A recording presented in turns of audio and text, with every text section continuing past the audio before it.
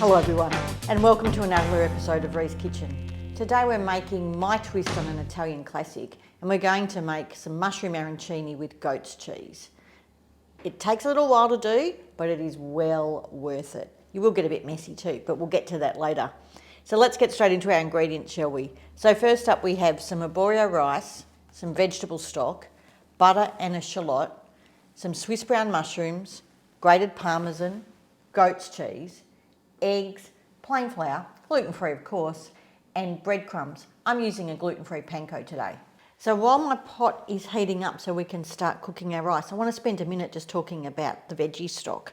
Now I've used a homemade veggie stock here, and you'll see it's got quite an orangey colour because I had some tomato skins in there from when I was making my homemade passata sauce earlier in the year.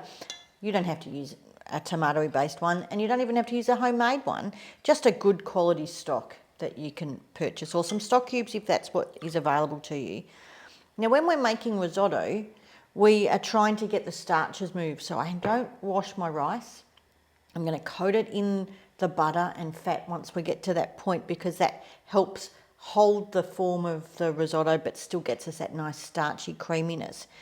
And normally you would have hot stock. I've warmed this up a little bit, just in the microwave, but because I'm not aiming for that creamy risotto like you would have as a dish, what I'm trying to do is get that rice almost al dente, so it's ready to be able to put into my moulds and not be too sloppy. So it doesn't matter that my stock is not fully hot. But my pan seems like it's warmed up now. So I'm just going to throw my butter in. Now just to stop my butter going nut brown, I'm just going to add just a dollop of olive oil, and that just helps stop it burn, the brown off.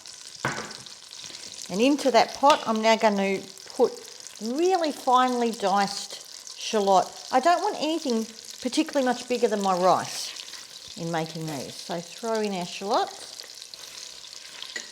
and I'm just going to gently fry those until they're translucent. Now that really doesn't take long because we've cut the shallot up so fine. So now I'm going to pop our rice in, and I want to coat that in the butter. So it only takes 2 or 3 minutes just to coat the rice with the butter. So I'm going to add my mushrooms in now.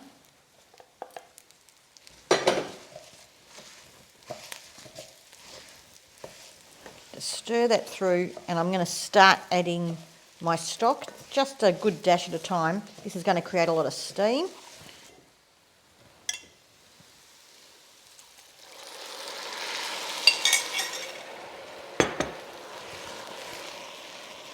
And keep stirring. Now it almost looks like there's more mushroom than rice in the pot, but that's until our rice starts to expand and come nice and fluffy. As the liquid gets absorbed, we're going to keep adding a little bit more of our stock and stirring. And we're just going to keep going until the rice is a little al dente, so a little bit hard in the centre, but mostly soft. And that'll take us about 20 minutes usually. We'll just see how we go. So as we're getting towards the pointy end of the cooking our rice here, I'm going to be adding less and less of my liquid. I don't want to end up with a soup when I put it out on my tray to cool. I want all that liquid absorbed, but I want also my rice to be cooked. So just by tasting one,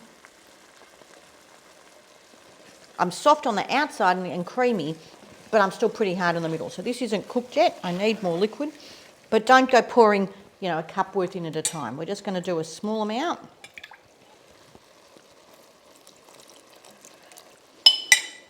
And it's okay if we don't use all of the liquid, because that's what the rice needed. We're going to do it till it's right, not by the measurement in the recipe.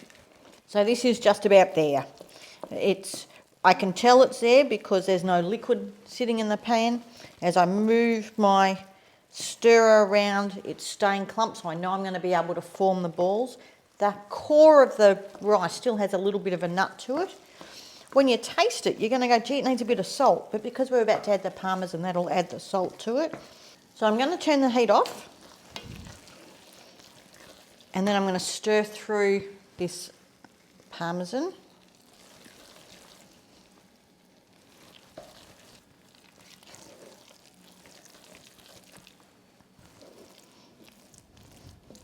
Now we need our rice to cool down so that we can handle it to make our arancini balls. So I'm going to spread it out onto my baking tray here. We don't want it stone cold, so we're not going to put it in the fridge. We're just going to let it come down to about room temperature. So I'm just going to spread that out on our tray now to cool. It doesn't have to look pretty, it's just got to help it cool down. And we've got enough time to make a cuppa, I reckon. It'll take about 10-15 minutes to come down to temperature. Now for the messy bit. So have a bowl with some water in it because you're going to need wet hands and wet equipment to do this. It's time to make our balls. Now there's a couple of different ways you can do it. You can get a spoon, put a whole lot in your hand, divvy it in, put your cheese in, smudge it all up and pop it down on your board. You can use a large ice cream scoop to get a nice heaped amount of rice, make a hole, put your cheese in, cover it up again, and then turn it out, and that way you get a better shape. But I'm actually going to use an arancini mould. These are an inexpensive gadget, and who doesn't love a kitchen gadget? You should ask my husband, he groans every time I bring home a new one. So I'm going to use my mould, which means I pop the collar on, pop my rice in, use the end to make a hole, put my cheese in, a little bit more rice on top, covers it, and then it'll just pop out. And we're good to go. But make sure you've got some water because you're going to need wet hands and a cloth because this is going to get a little bit messy to make our 12. So let's get started. So first up, I am just going to wet my mould just because it helps it all slide out easier. Okay.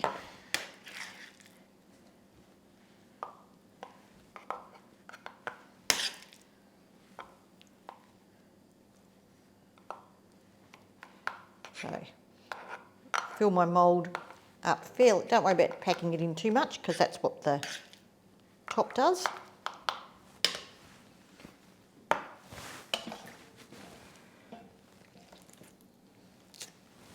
That's now made a nice divot. Pop a piece of my cheese, which sitting under the lights has gone a bit mushy, but that's okay. Pop the goat's cheese in.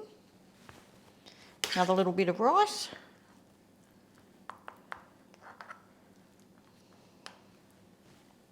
Using the other end, just help me scrunch it all down, get my nice shape. And if I'm lucky, out it'll pop. Except of course it doesn't want to because we're on camera. Come on. And there's our first one, ready to go.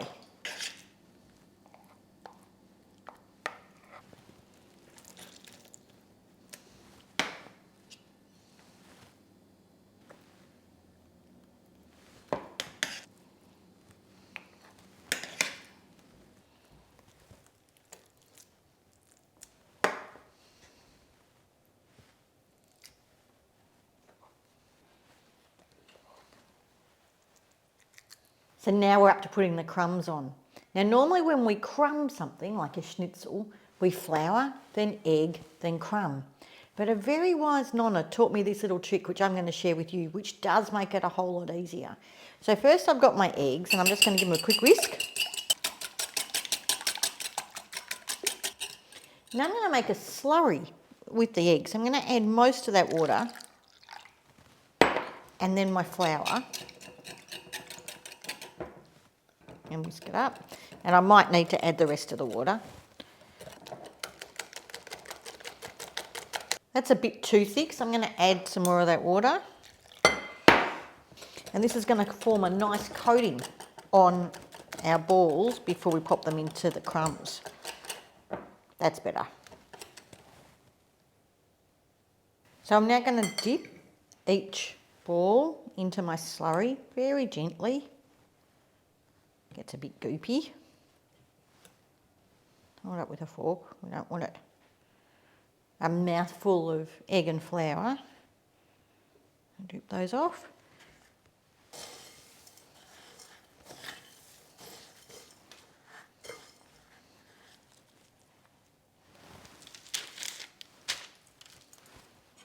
and repeat till we've crumbed them all.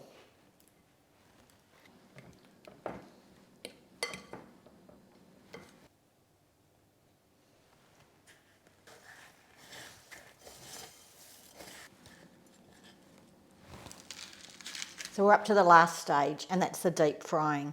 I have in my deep fryer some canola oil. You want an oil that you can take up to a nice high temperature and one that's not going to add too much flavour to our gorgeous balls.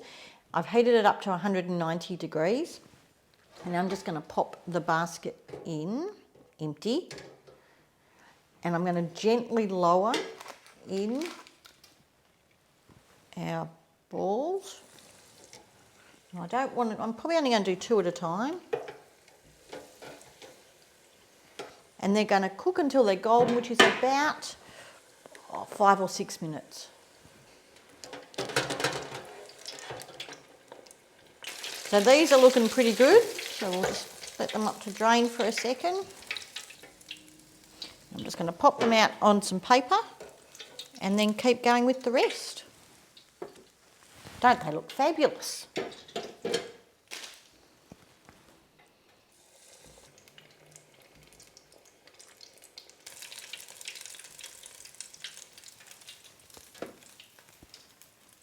These are ready to serve, perfect with some homemade chutney and a salad for a light meal, or with some added vegetables for dinner for the family to make something more substantial. I can't wait to cut into them.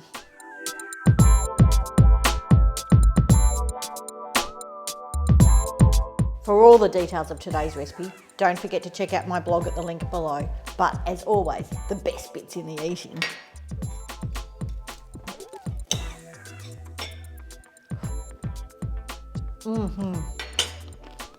They're crunchy, they're creamy, they're earthy with the mushrooms, and then that pop of goat's cheese.